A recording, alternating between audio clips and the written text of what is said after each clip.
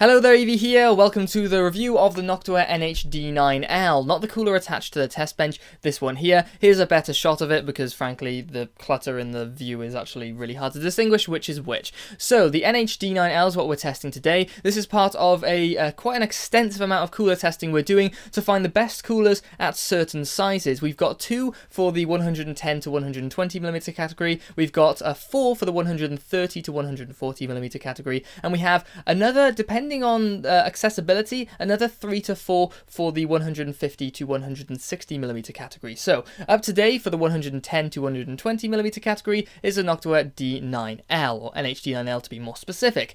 So what we're going to be doing through this review is going over the unboxing, everything you find in the box, going through the mounting solution for the LGA 1151 socket, and then going through the testing, and we'll do a little bit of noise testing as well. So thermal and noise testing generally, thermal testing more scientific than the noise testing. We're just going to be going over a range of speeds and, you know, hearing what it sounds like in comparison to, say, a click of a mouse or my voice as I talk or that sort of stuff.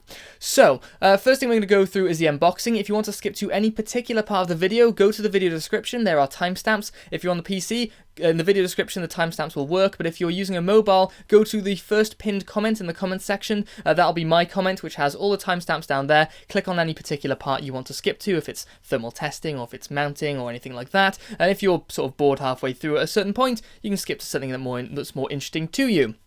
Now, bear in mind, I do like this product overall. I'll be going over my full amount of pros, cons, missed opportunities, comments at the end of the video in the conclusion segment after some B-roll and the thermal testing, but I am heavily critical of this product, as I am with every product. This doesn't mean that I don't like it. It doesn't mean that it's a bad product. It means that there are things that can be improved. Pretty much every product I've used, every case I've worked with, has all had their separate issues, and they all need to be addressed individually so that everybody that's looking to get this knows what they're up against and knows, you know, all the boundaries that they have to perhaps work around. So yes, I am very critical, especially towards a certain ranting segment in the middle, so feel free to skip that if you don't want to listen to that. But yeah, I'm trying to be as absolutely honest as I possibly can, so everyone gets the best information they possibly can. And I'll probably get some sort of hate comments in the video description for that, but everyone does, you know, because some people you can't please. So anyway, thanks for checking this one out. Let's go straight into the unboxing, and I will catch you towards the end for the thermal testing and that sort of stuff. If you want to know specific things about things coming up on the channel, then wait to the very end, and I will talk about that there. So thanks for checking this out, and I'll catch you in a second. The Noctua NH-D9L is a 110mm tall cooler with 100% RAM compatibility and a 6-year warranty. We could go over the box continuously, but frankly I'd rather have the product speak for itself. In the main box there are 2 separate packages, one is of the accessories box and the other is protective packaging for the cooler itself.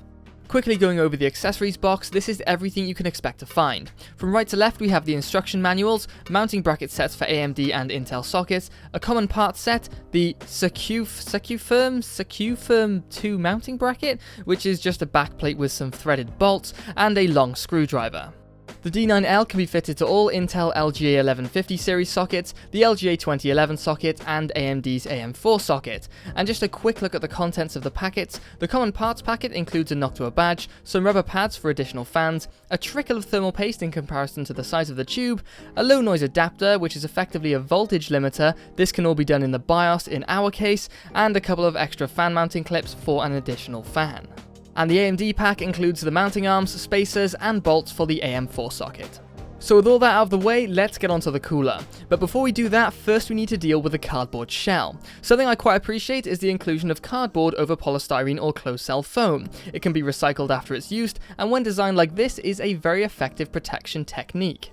So here we have it, the NH-D9L. Let's take a quick tour and see what we've got here. Traditional to the Noctua naming scheme, the N stands for Noctua, the H stands for heatsink, the D stands for dual tower, the 9 stands for the 92mm fan, and the L stands for their low profile cooler series. Something that's not really worth mentioning, but I'll mention it anyway, is the protective cardboard sheet between the fan and the opposing fins of the heatsink. It's a bit of a pain to remove, but I prefer it to be there than not, so overall, it's a good thing. Up top we can see the layout of the heat pipes. Noctua have opted to position them in rows perpendicular to the airflow created by the fan. This makes sense from a theoretical point of view, as the heat being spread through the fins is spread more evenly in the path of the airflow, as opposed to many other style coolers where the heat pipes stand in clusters to the edges of the fins. Speaking of the edges of the fins, these are folded over to create a link between the fins for rigidity, and help to keep airflow directed towards the centre of the heatsink.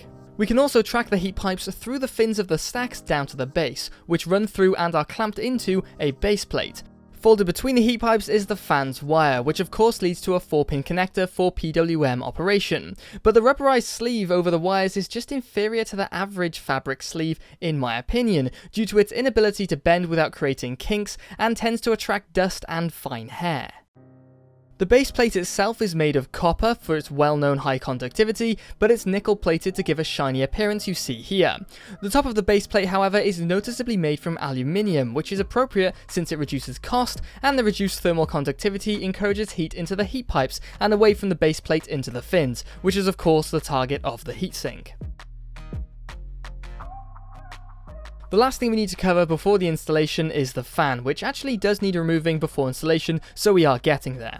Once the clips have been removed, getting the fan out is a bit of a squeeze. The fan itself can spin up to 2000 RPM, which is a fair pace, but if you want to reduce that, you can use the low noise adapter, which will hardware limit it to 1550 RPM. Or you could just use the BIOS and have the extra 450 RPM as a last stand to prevent thermal throttling. Now, Noctua don't mention that the lower limit of the fan can be reduced using the low noise adapter, and this is likely true due to the lowest limit that the fan can spin before stalling, which is controlled by the fan itself. One last thing, it's worth taking a quick look at the base plate before we get into the installation, especially at the sprung screws. Notice that when we replace the fan, to keep the fan's frame within the height of the heat pipes, the fan needs to sit on the bracket and between the screws. Also notice that the screws aren't exactly vertical when the fans are in this position. This may come in useful later. Anyway, let's get on to the installation. Here's the extent of the parts we're using for the LGA 1150 series installation. First up is the Secufirm 2 backplate with pre-installed threaded bolts. Back round to the front, the spacers can be added, and then the bracket arms can be slotted on top and secured into position with the included thumb screws. Note that you can rotate these arms around to mount the cooler in 90-degree incremental orientations. With the mounting bracket in place, it's time for some thermal paste. To keep the testing as consistent as possible in order to maintain fair test principles, I'm using Arctic MX2 for all cooler and case tests. I don't know about you, but I'm more interested in how the design of these coolers perform, not the differences in the included thermal pastes. As for the amount of thermal paste being used, I generally put quite a lot on, as you can never really tell how any given mounting mechanism and base plate will function, and any excess thermal paste will get squeezed out of the sides, providing that the mounting pressure is sufficient, which should be the case for all CPU coolers. So up next is to install the heatsink without the fan. It goes without saying, but it's a good idea to tighten all the screws evenly to ensure thermal paste is spread out evenly and not squeezed to one side. Then the fan can be installed and fixed in place with the included wire clips. But this is where things go a little pear-shaped. After attempting for about 3 minutes to slot the fan flush against the base of the cooler as it was in the package, I found there was some sort of resistance. You can see here that it only slots in place on one side, and the other side is left proud of the flush position, which means the frame of the fan pokes out over the top of the tips of the heat pipes. What's happening is that when one side is slotted into position, the opposing side is clashing with the bulky screw heads of the bracket beneath. This creates a teeter-totter situation where neither side can occupy the correct position at the same time. It's not even a case of the tolerances being so precise that you need to evenly slide both sides in at the same time. If we go back to how it was when the bracket wasn't installed against the motherboard, you can see that for some reason the screws, not strictly screws, are being encouraged to angle outwards slightly, which is going against the position they're supposed to hold when fixed to the bracket. So what's causing the problem? Well, it turns out that the clash is between the web of the fan's frame and the screws. These are two solid members that cannot maneuver around each other without clashing. And going through the manual, it shows exactly as I've been trying to install the cooler. The final installation picture shows the screw head should be in line with the rubber node of the corner pad and completely vertical. As far as we can tell, I had to use a macro lens flipped around to get the sort of shot here. It's quite a small picture. So after trying to loosen one of the screws to allow the webs of the fan's frame to slide into position, I was then unable to fully tighten both screws adequately to ensure an even installation atop the CPU. Coming up now is a lovely rant about the situation that's sure to ruffle a few feathers. Feel free to skip it if you strive for a life of peace, but keep in mind that based on the experience I'm having with this product so far, is what I'm about to say incorrect? After all, I did experience this. This isn't fake. This happened. I'm not trying to spark controversy. I'm not trying to shout hate. This is just what happened. It's raw. It's for you. It's to help the future. But I'll just get complaints anyway. I shouldn't even bother, but here we go. Okay, if you want to skip past this section where I criticise the Noctua NH-D9L, the mounting bracket in particular, and to some extent Noctua themselves, if you want to skip that entirely, then please skip to this timestamp here. Go to the video description, hit the timestamp there if you're a PC user, or if you're a mobile user, go to the first comment which is pinned, which will have a timestamp there you can click on and skip this rant situation. Please, I urge you to do that if you really don't want to go through this, because frankly, it'll make your life a little bit more peaceful and less stressful, and Christ, we could all do with a little less stress.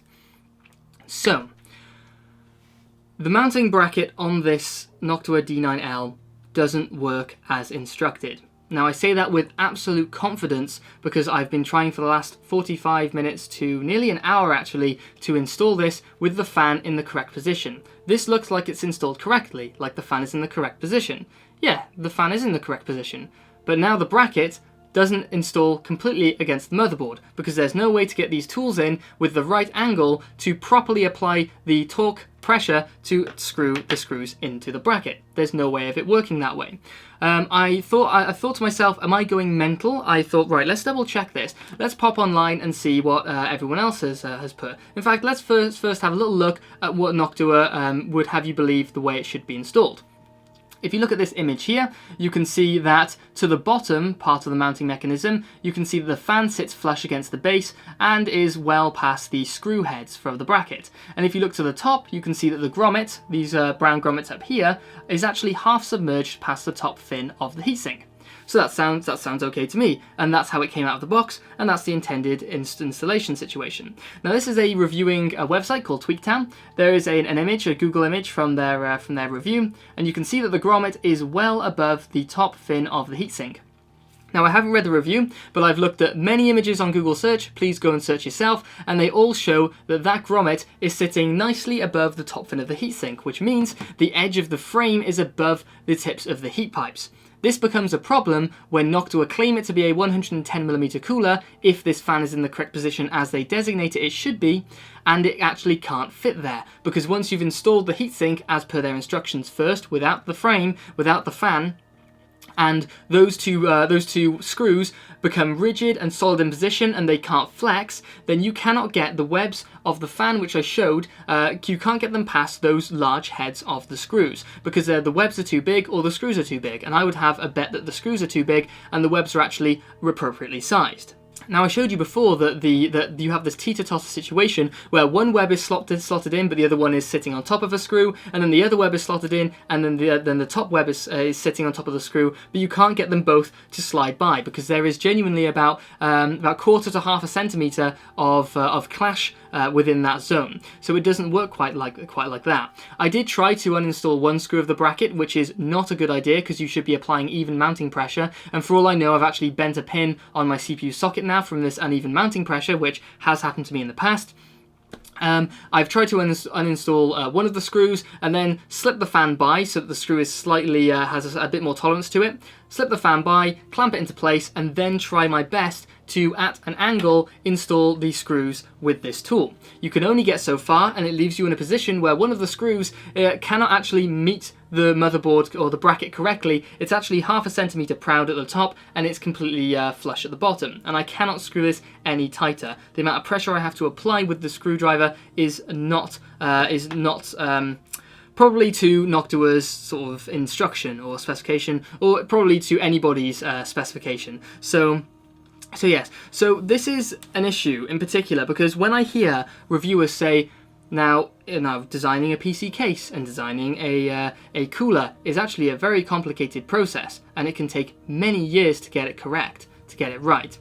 Now here's the problem. When so many heat sinks in the past have managed to make successful mounting brackets and they work pretty flawlessly, it's very difficult to imagine why Noctua couldn't do the same here. And here's also a bit of perspective from my experience. I've been through university, I've got my degree, and I've been working in an architectural practice for over 2 years now, which is not a very long time, but it's long enough to go through the majority of the process of designing a building.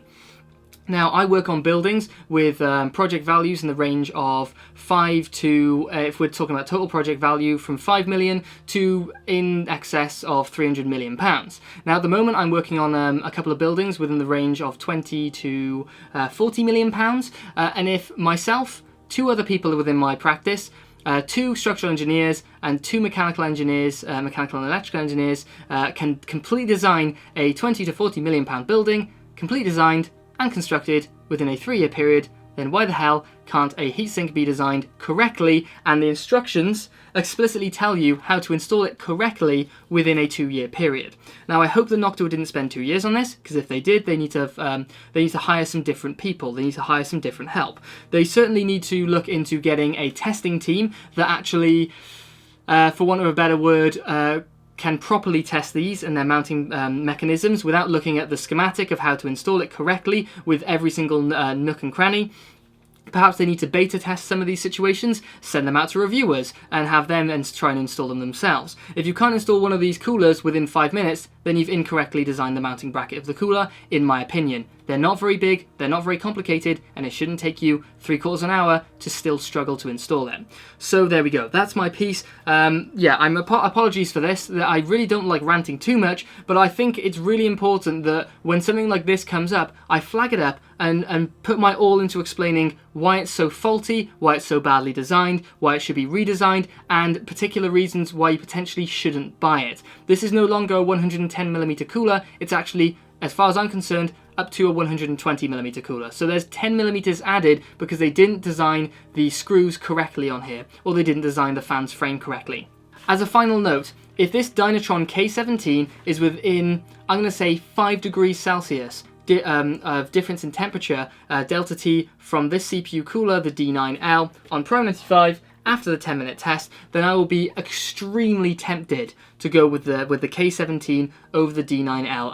And as far as I'm concerned, if you don't like hassle when mounting your system and you want this to look good and have it flush rather than sticking out and looking awful, because frankly, I do not think that this is appropriate. That kind of design outcome is appropriate, or installation outcome is appropriate, when it's supposed to be a little bit more flush and a little bit better looking. So I'm going to continue with the review. I'm going to do my best to install it in a way that actually looks similar to the picture that Noctua provide. Clearly, their instructions do not work. They're garbage as well, and we'll have to go about this a different way. If I find a better way, I will let you know right after this, and all the best with your installation. I hope this is a very isolated incident in my case, but I don't see any defects with the project or the product in particular, so I don't think that it's a manufacturing issue. I think it's a design issue. So on with the review. So as a last-ditch attempt at making this work, I didn't get anywhere. So while I was at this stage, I decided to remove the heatsink entirely to reapply some thermal paste to ensure we're giving the D9L a regular and fair chance. It also gave me a chance to deconstruct the bracket and inspect the CPU sockets to ensure there's no issue with the pins. There have been issues where mounting bracket problems resulted in bent pins. I can't directly mark the bending of the pins to the mounting of the cooler, but it's been a common occurrence at the same time. So after all of this, I decided to just mount the fan sitting on the screw heads and just deal with the cooler being taller than I hope it actually should be. Now, I'm not sure how CPU cooler manufacturers measure the height of the CPU cooler, but it appears that from the motherboard PCB, the fins of the cooler are around the 110mm level, but the heat pipes are more around the 115mm level, and the fan is around the 120mm level as installed. I can see that if you measure the height from the CPU heat spreader level, then the heat pipes could be at the 110mm level, so that's no problem. But I can't confidently prove that the fan will fit in the 110mm specification. So if you're strongly considering this cooler, make sure that you have 120mm or at a push 115mm of CPU cooler clearance in the case that you're looking at. If others can prove otherwise, then follow their guidance, but I can't prove otherwise.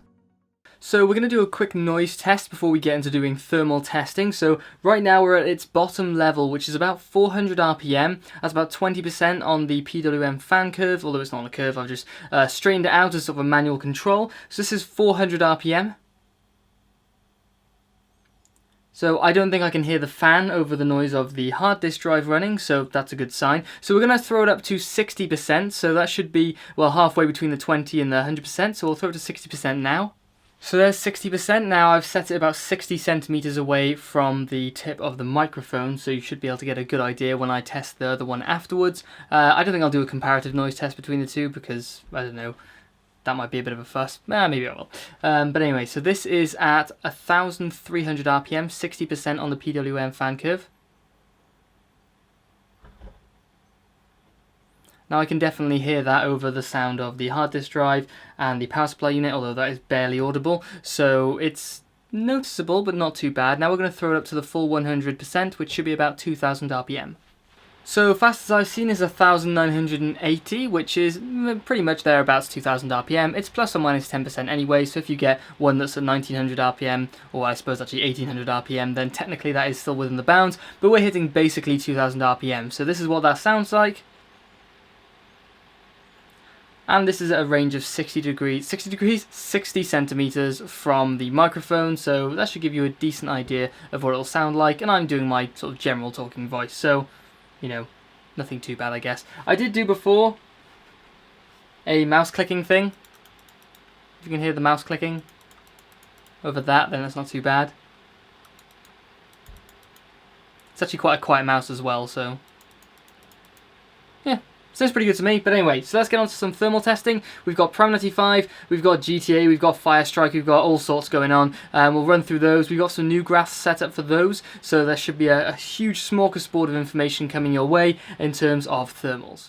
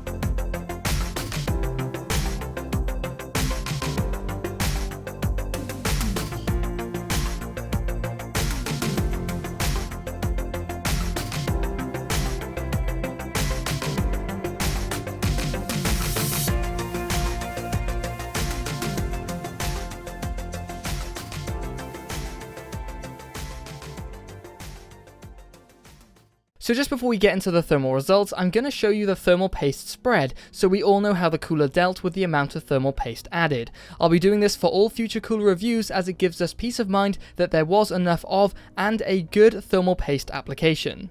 On the cooler itself, there's a little excess to the edges of the thermal paste application on the base plate, and looking up to the CPU heat spreader, there's a line of excess at the top, but overall it's not a bad application with full coverage. Now, something I need to point out for full disclosure is that I needed to rerun the test for the Hyper 212 Evo.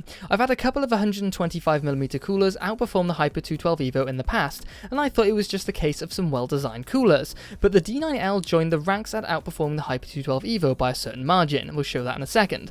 So out of curiosity, I decided to rerun the Hyper 212 Evo tests, and I saw improvements from the original score of about 4 degrees on average in all tests, which made a little more sense than the original score. I reran the tests to double check the scores again to make sure they were solid, and this is why I'm now recording the demounting so we can double check I didn't screw up here. Now frankly, the thermal paste application didn't turn out perfectly, but not too badly. This is very likely down to mounting the cooler to a vertical motherboard, but a great mounting solution should be able to compensate for this. This is what likely caused the issue previously, but the cooler has had 2 attempts now, which is more than most, so let's move on to the thermal testing results. Just before we move on though, I want to know from you guys, should I remove my review of the Hyper 212 Evo based on the test results not being solid? There was a lot of useful information in that video, but the test results, which is potentially most important part, wasn't solid. So, in your opinion, should I remove it? Let me know in the comments, and if there are enough there that I feel that, yes, the useful information doesn't outweigh the faulty testing, then I will certainly remove it, and I'm more than happy to do so. Just let me know, guys. So first up is the Prime95 Small FFT's 10-minute torture test to squeeze the highest performance out of the coolers. What you can see here is the CPU temps in blue, the CPU cooler height in purple, and in the background a recording of the test. Not the exact run of this test, this is just footage from a recording of the test separate to the tests on these coolers. The graphs are ordered by size, smallest at the top and tallest at the bottom, and you may be able to spot a blue dotted line which represents the CPU temps trend line. You can use the trend line to spot if a particular CPU cooler is doing well for its size. All the tests are performed at maximum fan speed to avoid any fan curve weirdness. I don't think either of us want to try and work out the exponential performance improvements or losses caused by a steadily increasing fan curve. And finally, the temperatures are presented in a delta T format, which basically means the ambient temperature of the testing room has been subtracted from the raw temperature of the component, or at least the sensor of the component. This allows us to make a more direct comparison between the cooler's test results to a certain degree. So with the formalities out of the way, the NH-D9L seems to be nicely on top of the competition, even beating the Hyper 212 Evo standing at 159mm tall, even after its retest. I've got a few theories about that, but we'll get through the rest of the test results first. Going through the Firestrike benchmark, a third and final grey bar is now visible, which represents frames per second. It's grey because it doesn't really hold much interesting information and is probably best being ignored until some sort of edge case appears in the future. The D9L performed suspiciously well here. As usual, I performed the test twice as standard and a third time if necessary to see if any anomalies crop up. But no, this was a result for graphics test 1. And to be fair, graphics test 2 shows a similar result, so this clearly shows us the D9L is the most capable of the coolers available here at the low CPU load end. The physics test also yields some great results from the D9L and is performing exceptionally well for a cooler of its size. And lastly, from Firestrike, the combined test shows a comparative performance improvement from the M9i. Perhaps the extra load allowed the design of the M9i to work more effectively, and within the margin of tolerance, the D9L is leading the pack again. Unigine Heaven reveals some similar results to the initial Firestrike tests, and the D9L is just in the lead by just over 1 degree centigrade cooler than the Hyper 212 Evo, keeping in mind the large disparity between the cooler sizes. Also notice that the Purock Slim doesn't seem to be too competitive with these slightly higher temperatures. Unigine Superposition presents a win for the Hyper 212 Evo at last, but the NH-D9L is up for second place. It's also worth noting that the NH-L9i at the top of the page is performing well at this test, and other similar low CPU intensive benchmarks. This is most likely down to the tiny proximity of the heatsink fins to the CPU, which makes more efficient use of the fins over the base plate's cooling capability. Running through Dirt 3 and Dirt Showdown presents two pretty similar results, the D9L excelling in both. And the last few benchmarks continue the story. The D9L is several degrees cooler in Rise of the Tomb Raider, Hitman, and GTA 5. So the question is, considering the Noctua NH-D9L is so much smaller than the Cooler Master Hyper 212 Evo, how is it performing equal to, or even better in most applications regardless of CPU load? Before we can answer that, we need to look into these two coolers and understand the differences in the characteristics. So checking out the two coolers here, there are about 4 different characteristics that are mainly worth looking at. So first thing is the heat pipe layout, second is fins, amount, size of, third thing is fans, and the fourth thing is the base plate and the differences between there. So we'll start off with the sort of simple ones, which I feel potentially aren't as important. We'll work our way up to relatively the most important one. Oh, of course, the size of the box is extremely important. Characteristics there. You can see that clearly the larger box is the better performer, therefore we should base all of our things on bigger is better. Obviously not. So, first things first, base plate. We have a sort of clamp style base plate here, which sort of, has 2 materials that clamp the heat pipes into position, and then it means you have to have heat transfer through the base plate into the heat pipes. So that's, 2 levels of getting the heat through to the heat pipes.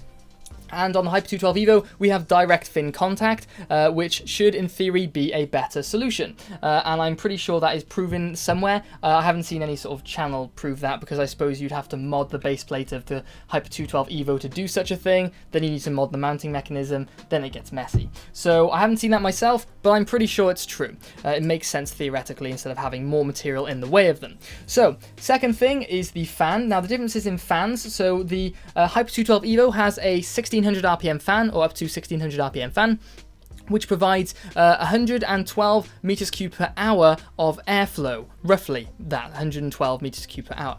The D9L has a 92mm fan, so quite a bit smaller than the 120mm fan, and goes up to 2000 RPM, providing an airflow of around 79 meters cubed per hour. So that's 30 meters cubed, or just over 30 meters cubed per hour, less airflow being provided by the D9L than the Hyper 212 Evo. So you would have thought by those two first metrics, base plate, Hyper 212 Evo has got a better base plate, and fan, Hyper 212 Evo has got a fan that provides more airflow. So those two metrics are there. That seems to be the most sensible way. Okay, next metric is fins. So fins. It turns out that the D9L, I mean, if you looked at these and went, you know, which one has more, you might think, well, Hyper 212 Evo is clearly a taller fan, a taller unit, and it's clearly got more. The D9L has 2 stacks, maybe that has more. Okay, it turns out that the D9L has 2/3 of the fin surface area than the Hyper 212 Evo does. So, by those 3 characteristics, you'd have thought that the Hyper 212 Evo would be the better cooler. Turns out not. So what's the only other major difference between the two?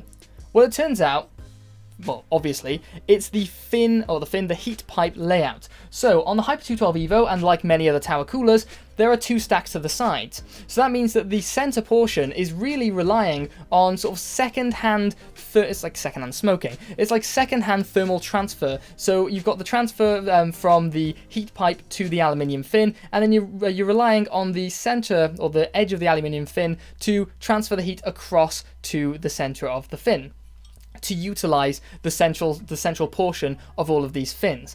So that's, you know, that's sort of, you're relying on more transfer across material to utilize the surface area, which is never a good thing. Whereas the D9L actually directly delivers, more directly delivers the heat to the fins in zones. So you don't have overlapping zones of thermal transfer from the heat pipe to the fin. Instead, you have an even spread across the fin, so you're not relying on, say, a cluster of, like the Hyper 212 Evo is, a cluster of heat pipes here to transfer the heat across via the fin. You're actually relying more so on the heat pipe itself to transfer it to localized zones evenly across the fin, all the way down the stack. So all across here, you're utilizing the fan's airflow it's producing. The central area, not so much, but the areas around the edge where the fan is traveling, or the fan blade is traveling and pushing air out faster, you will be utilizing. So you can see that the fan zone here and here, where the fan is spinning fastest top and bottom,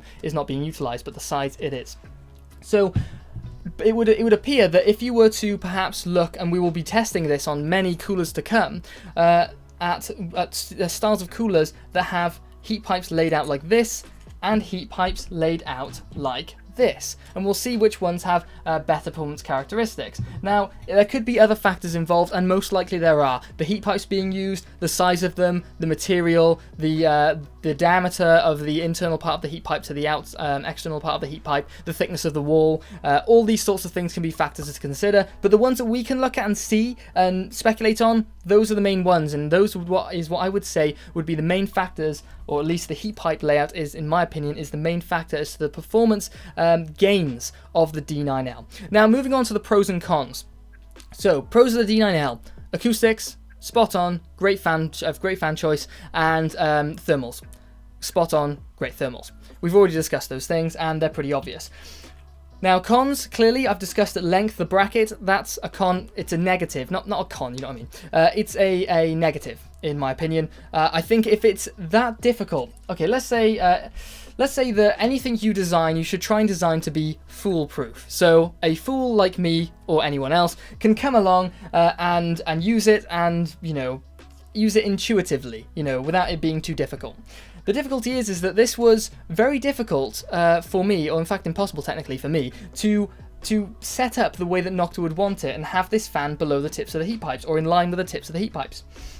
So by that standard, surely there should be a better design developed to make this more foolproof.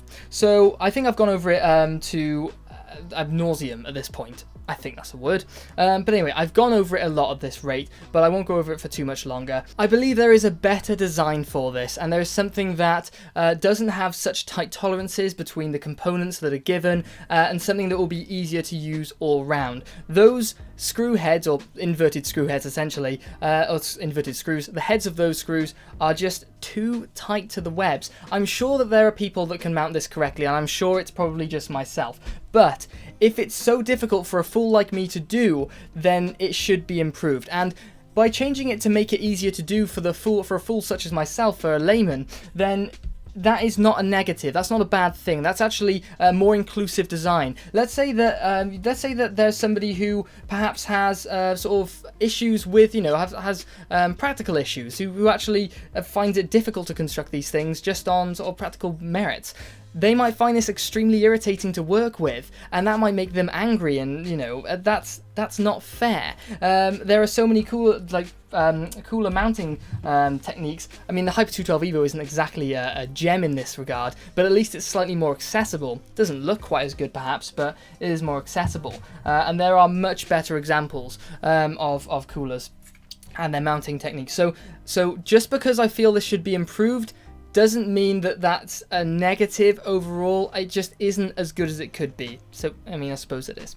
But anyway, so perhaps another potential negative in terms of aesthetics, of course, this is very subjective. The fan looks a little odd just sticking out the top a bit.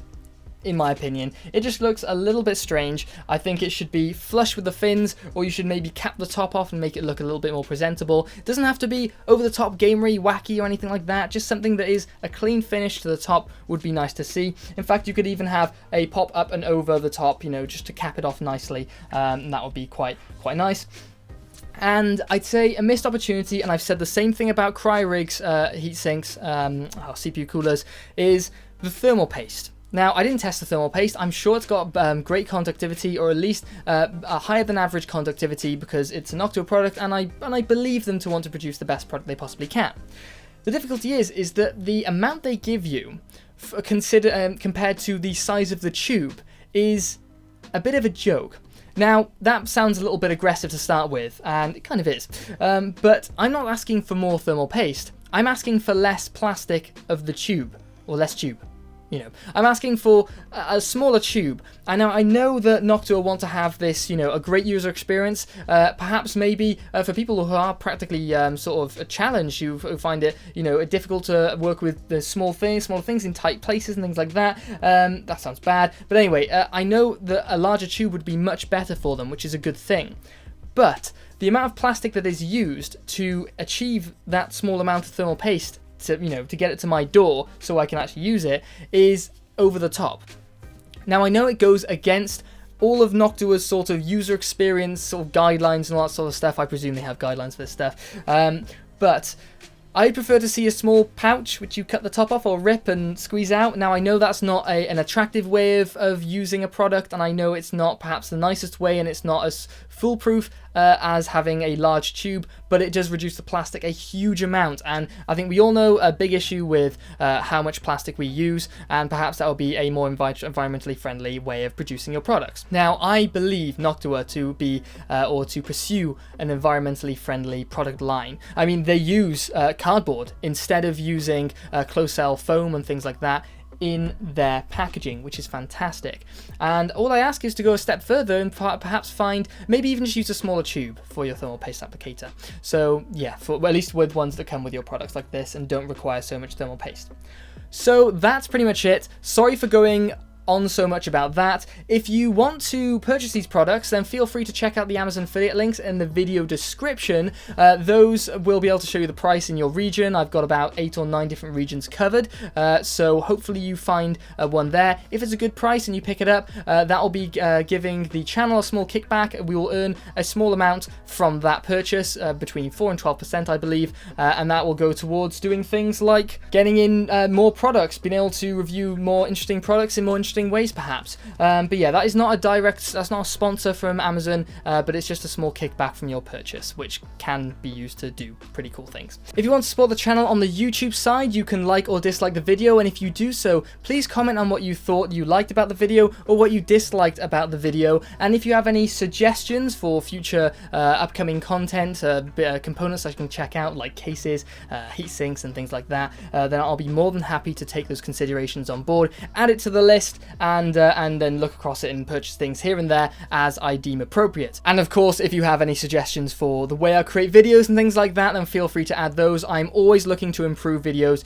on a video by video basis, so hopefully we can all have some chats in the video description. That'd be a weird way to do it. In the comments section about that, and discover some new interesting ways I can make videos. If you want to support the channel outside of YouTube though, if you want to support it more directly, you can go to Patreon and become a patron of the AV Techie channel. We have, I think, about 6 patrons at the moment, or patrons of the Patreon, you know what I mean? And they have been able to do things like getting tools like this Dremel to allow me to do some modding, some DIY video stuff that is coming up soon. I've been meaning to do this for so long, but I've got so much backlog of stuff to do before I can get to it. But yes, I will be doing some modding. It will be extremely interesting and fun, and hopefully it will turn out quite successful. But if you want to go and join that, that'll be fantastic. And a huge thank you to all the patrons who make getting things like this possible to improve videos down the line. So anyway, that's pretty much it. Thank you so much for checking this video out. I will be doing a live stream either tomorrow or the day after, which is a Monday or a Sunday. Details there, and I will be doing a separate video on that to ask all of you which when I should do that. So yes, thanks for checking this one out. The next video will be about the Dynatron K17, which is another 110mm cooler, which will hopefully be quite an interesting video. I've done the testing, I've already used it. It's an interesting cooler for probably all the wrong reasons, so that's probably worth checking out if you're going to subscribe to the channel, and I will hopefully catch you in that one and upcoming videos such as the Be Quiet Dark Rock 4 review, which is one of the 3 or 4 160mm contenders for future case testing videos. It'll be a really interesting when we've got all of these together. I will do a roundup of all the best from each categories at some point. That'll be fantastic to do. So I'll catch you in those videos. Cheers guys. Bye bye.